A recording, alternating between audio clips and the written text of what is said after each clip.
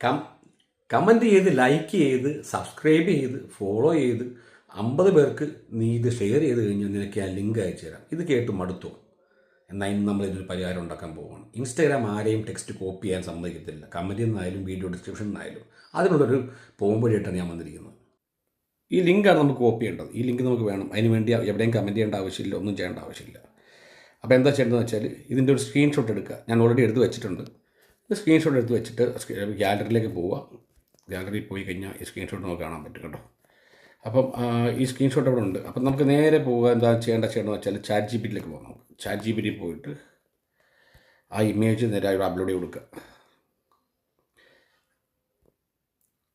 Upload കൊടുക്കുമ്പോഴത്തേക്ക് upload കൊടുത്തു.